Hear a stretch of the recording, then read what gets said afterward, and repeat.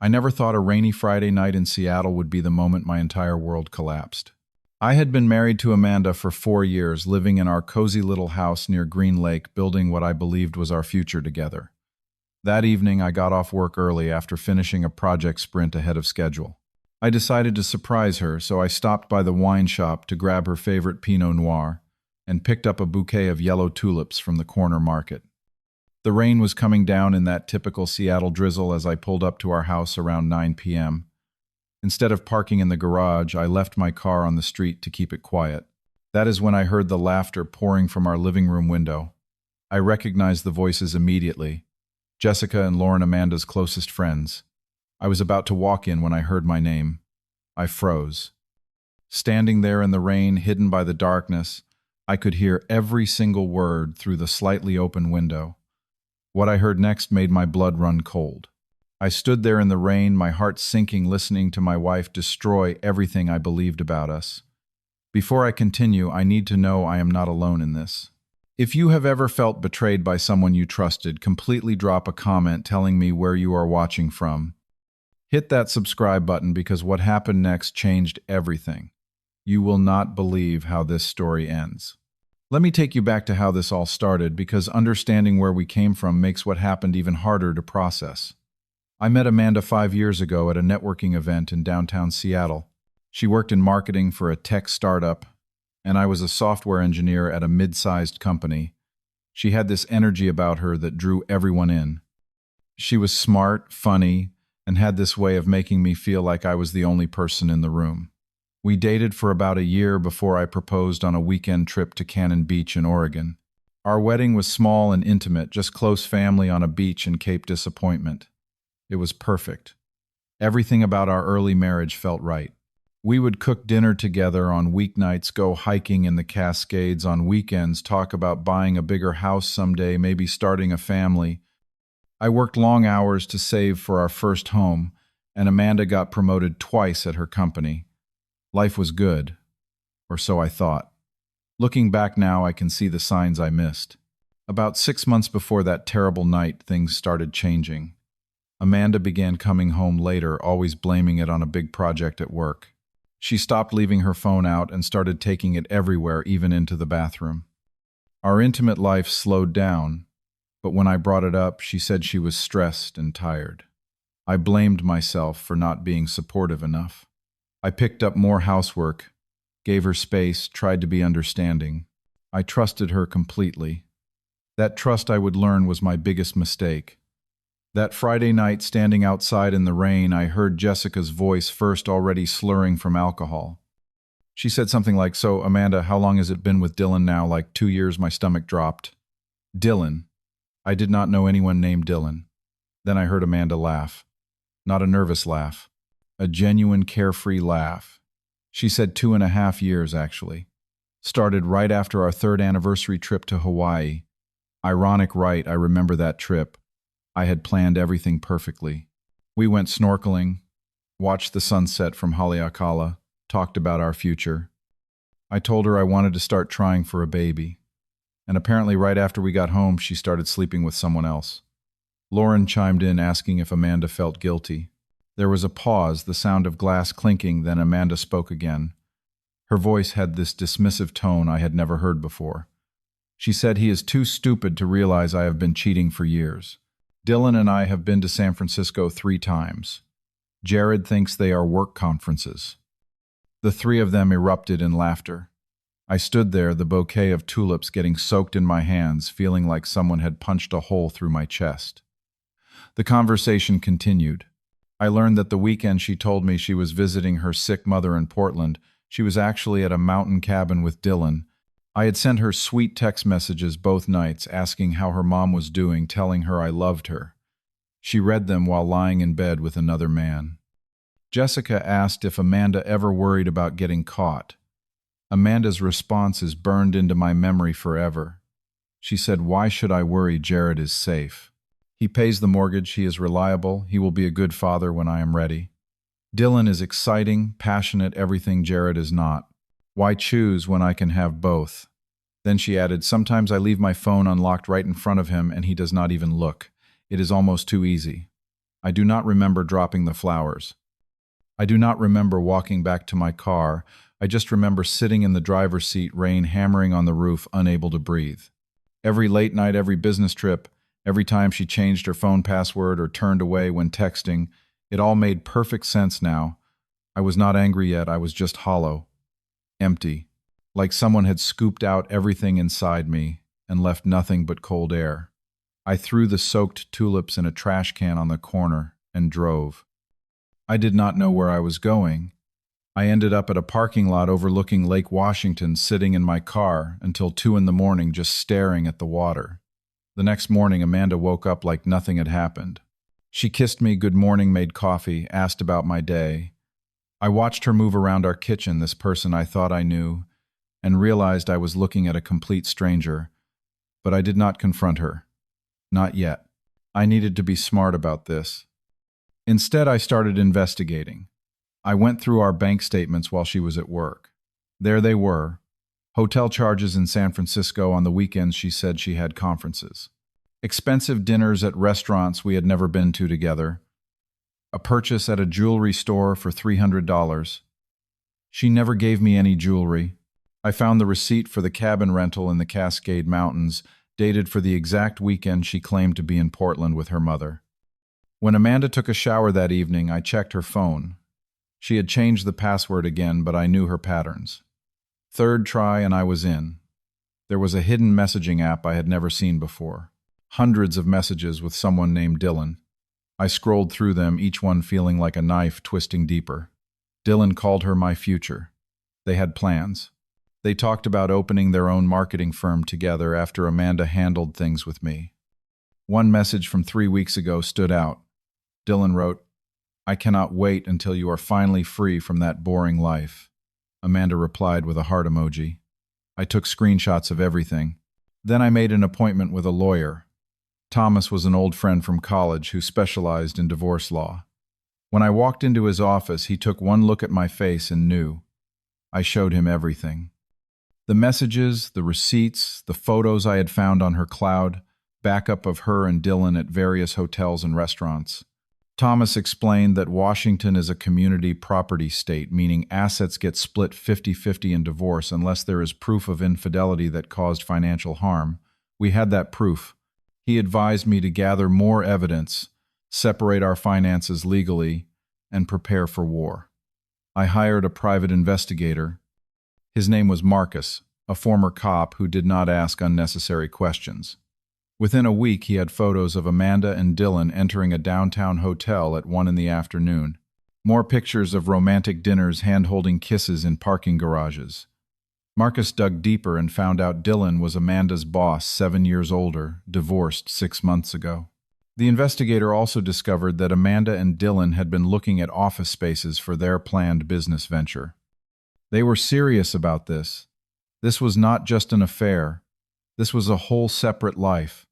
The worst part came when Marcus showed me recent text messages he had intercepted legally through methods I did not ask about. Amanda had texted Dylan just 4 days ago saying, "Just a few more months, then I will ask for the divorce when the time is right. He will not see it coming." She was planning to leave me. On her terms. On her timeline.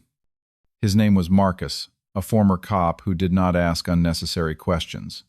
Within a week, he had photos of Amanda and Dylan entering a downtown hotel at 1 in the afternoon. More pictures of romantic dinners, hand-holding kisses in parking garages. Marcus dug deeper and found out Dylan was Amanda's boss, 7 years older, divorced 6 months ago. The investigator also discovered that Amanda and Dylan had been looking at office spaces for their planned business venture. I did not know where I was going.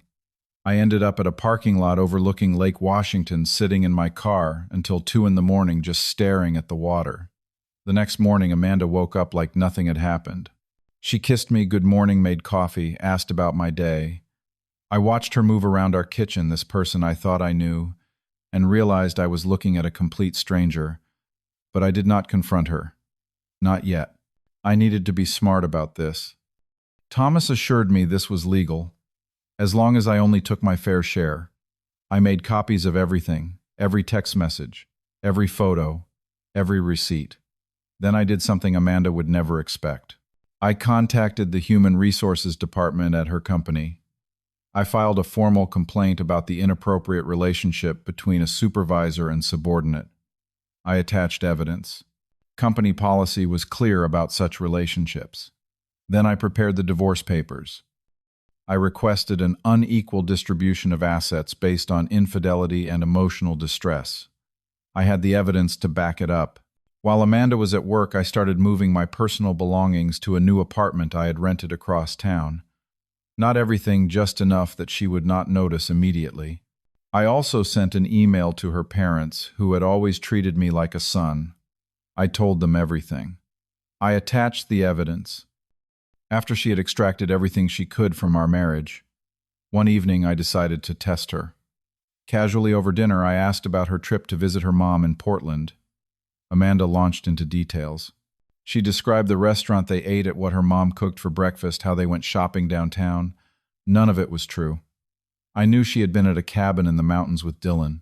I asked, "So did you enjoy the mountain view?" It was a trap. I knew her father, a retired military officer who valued honor above all else, would be devastated. But they deserved to know the truth about their daughter. The final piece was the hardest. I sat down and wrote a letter. It was a Monday morning. Amanda left for work at her usual time, kissing me goodbye like she had every day for 4 years. 30 minutes later, I placed the divorce papers on our kitchen table. I left our house for the last time, locked the door, and drove to my new apartment. I blocked her number. I blocked her on every social media platform. I knew what was coming, and I did not want to hear it. According to Thomas, who stayed in contact with me throughout the day, Amanda came home around 6 p.m. She called him immediately hysterical, demanding to know where I was. He calmly informed her that all communication should go through him as my legal representative. She tried calling my office. My assistant had been briefed. No calls from Amanda would be put through. But the real chaos was just beginning. The next morning, Amanda was called into a meeting with Human Resources at her company. They had reviewed my complaint and the evidence I provided. The relationship between her and Dylan violated multiple company policies. Dylan, being in a position of power, was also called in. According to a friend who still worked there and later told me what happened, Dylan threw Amanda completely under the bus. He claimed she had pursued him aggressively, that he had tried to keep things professional, that she was obsessed. He lied to protect himself and his career. The company suspended Amanda pending further investigation. Dylan, because of his senior position and his version of events, received only a written warning. Amanda's world was crumbling faster than she could process. Her family, after reading my email, stopped answering her calls. Her father, the man she had always been desperate to impress, told her he was ashamed of her. Her mother cried and said she did not raise her daughter to be this kind of person.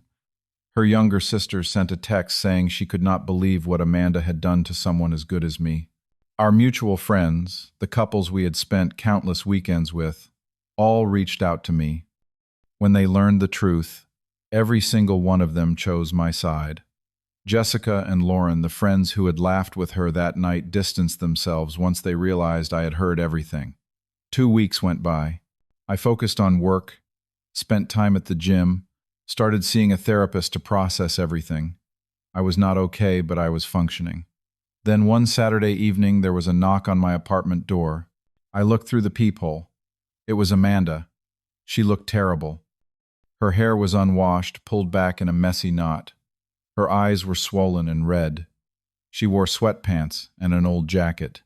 This was not the polished, put-together woman I had known. I almost did not open the door, but something made me. Maybe I needed this final conversation. Maybe I needed to look her in the eye one last time. I opened the door but did not invite her in. She immediately started crying. Not delicate tears, ugly, desperate sobbing. She begged me to let her in to talk, to listen. Against my better judgment, I stepped aside. She stumbled in and collapsed on my couch. For several minutes she just cried. Then she started talking. She said she had made a terrible mistake, that Dylan was nothing, meant nothing, that I was the one she truly loved, that we could work this out, go to counseling, start over. She said she would do anything. I sat across from her, my voice calm and cold. I asked her a simple question. Why are you here now, Amanda? She looked up confused. I continued. You called me stupid. You laughed about how easy it was to fool me. You had plans to leave me when it was convenient for you.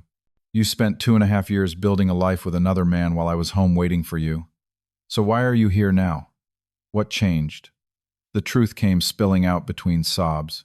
Dylan had dumped her the moment the company investigation started. It turned out he was back with his ex-wife working on their marriage. He told Amanda she was just a distraction, a mistake, nothing serious. He had never planned to leave his wife. The business they were going to start together, never real, just pillow talk. Her job was likely gone. The company was building a case to fire her for violation of ethics policies. Her family would not speak to her. Her friends had abandoned her. She had nowhere to go, no one to turn to. So you do not love me, I said. You just need someone to catch you when you fall. That is not love, Amanda. That is convenience. Just like I was to you before. She tried to argue, said she was confused, said Dylan had manipulated her, said she realized now what she had lost. I stood up and walked to my desk. I pulled out the USB drive I had kept a copy of all the evidence. I handed it to her. This is everything I told her. Every lie you told, every weekend you spent with him while I waited at home. Every text message where you mocked me. I am not stupid anymore, Amanda. I see exactly who you are. She stared at the USB drive like it was a bomb. She whispered, What do you want me to do? I lost everything. I corrected her. You did not lose everything. You threw it away. There is a difference. I gave you 4 years of loyalty, trust, and love. You gave me betrayal. We are done. She tried to grab my hand. She promised to change, to be better, to spend the rest of her life making it up to me. I gently pulled away and walked to the door, opening it. It is time for you to leave. She sat there for another minute, then slowly stood up. As she walked past me, she stopped and looked into my eyes. There was real pain there, real regret, but it was too late. Some things once broken cannot be fixed. I watched her walk down the hallway, her shoulders shaking with sobs. I closed the door, locked it, and leaned against it. I did not feel victorious. I did not feel happy. But I felt something I had not felt in weeks. I felt free. 2 days later, my lawyer called. Amanda had signed the divorce papers. She accepted all the terms without contest. The process moved forward quickly. Within 3 months, our marriage was legally over. I kept the house. The division of assets favored me significantly due to the infidelity evidence. Amanda moved out of Seattle entirely.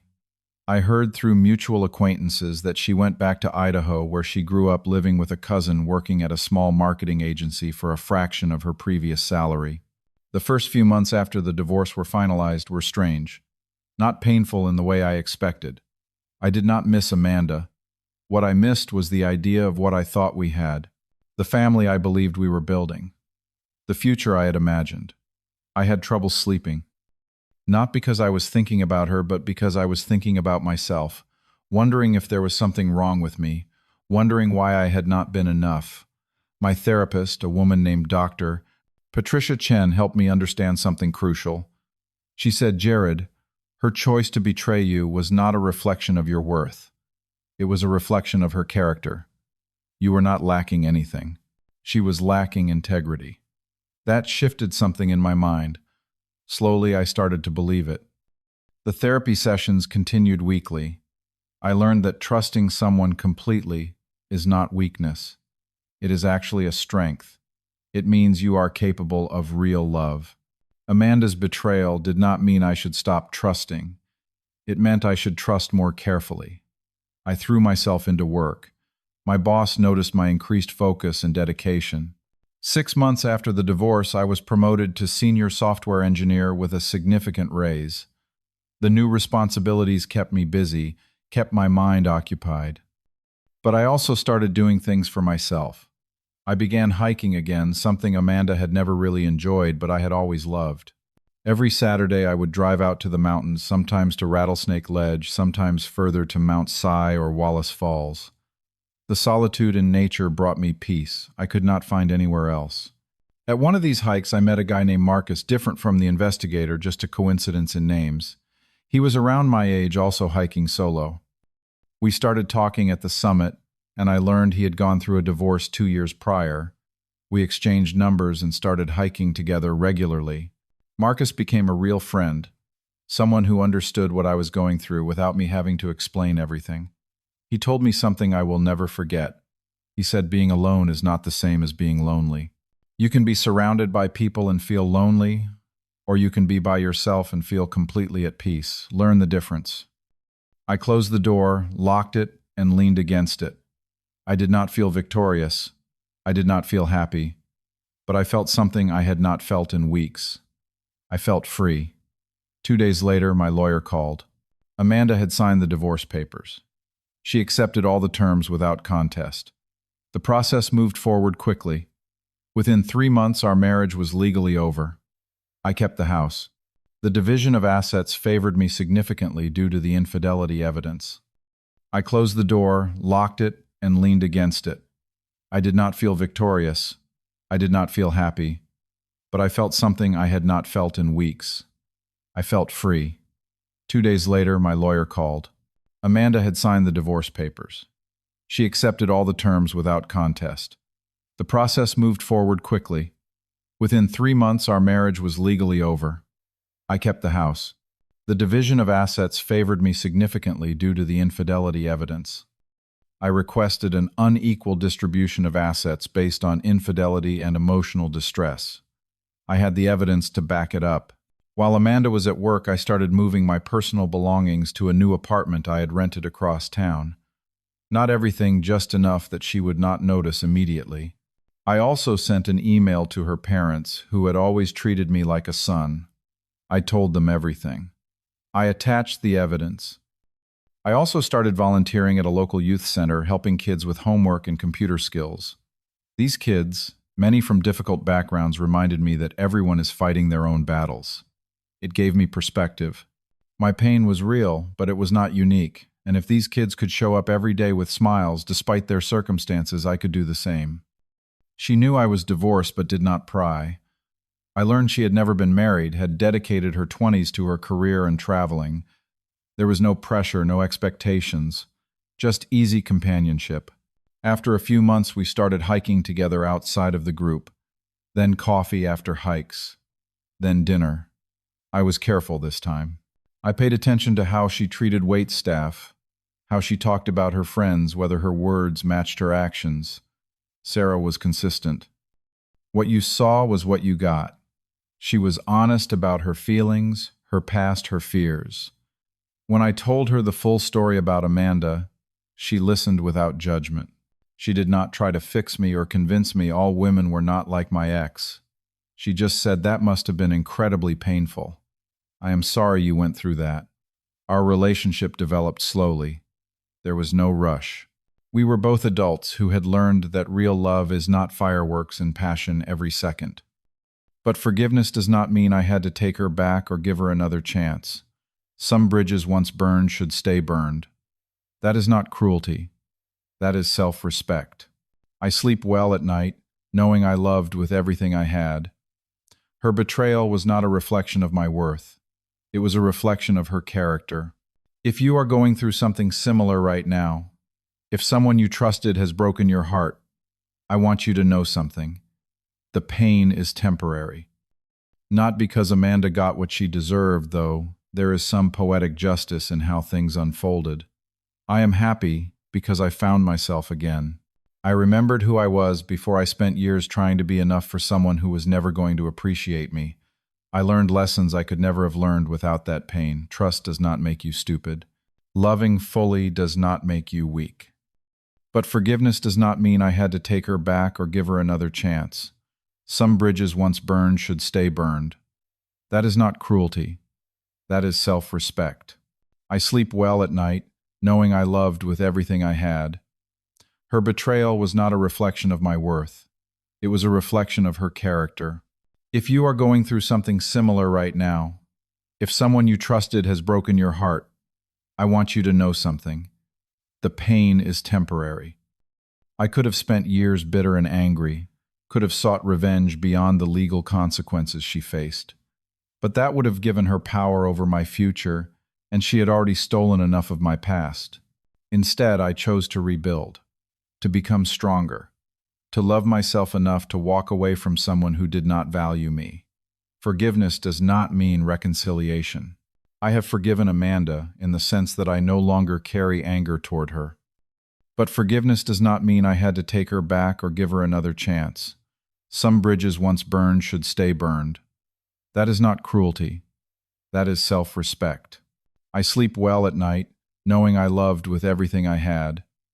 Her betrayal was not a reflection of my worth. It was a reflection of her character. If you are going through something similar right now, if someone you trusted has broken your heart, I want you to know something.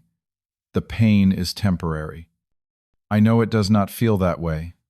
I know it feels like you are drowning and will never breathe again, but you will.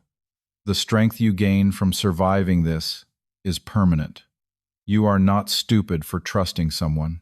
You are brave. Real love requires vulnerability, and you were courageous enough to give that. The fact that someone else abused that gift says nothing about you and everything about them. One day, and I promise you, this day will come, you will look back on this moment and realize that losing someone who did not value you was actually the moment you found yourself. You will understand that their leaving made room for something better.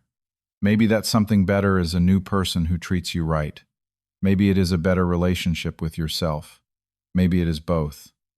But it will be better than staying with someone who saw your love as a weakness to exploit rather than a gift to cherish. So here I am today, standing in my kitchen, making homemade ravioli, planning a hiking trip with Sarah next weekend, feeling genuinely excited about my future. That broken, hollow man standing in the rain 2 years ago would not believe this is possible. But it is. The human heart is more resilient than we give it credit for. And sometimes the best thing that can happen is for everything to fall apart so you can rebuild it better, stronger, and more authentically than before. Have you ever had to walk away from someone you loved because you finally saw who they really were? Have you ever been betrayed by someone you trusted completely and had to find the strength to start over? Drop a comment below and tell me your story. Let me know where you are watching from. Hit that like button if this story resonated with you. Subscribe to this channel because I share real stories about real struggles and real growth. Share this video with someone who needs to hear that they are going to be okay, that betrayal does not define them, and that better days are coming. Thank you for listening to my story. I hope it helps someone out there realize their worth. Remember, you deserve someone who sees your love as the precious thing it is. Never settle for less. Take care of yourselves out there and know that whatever you are going through, you are stronger than you think.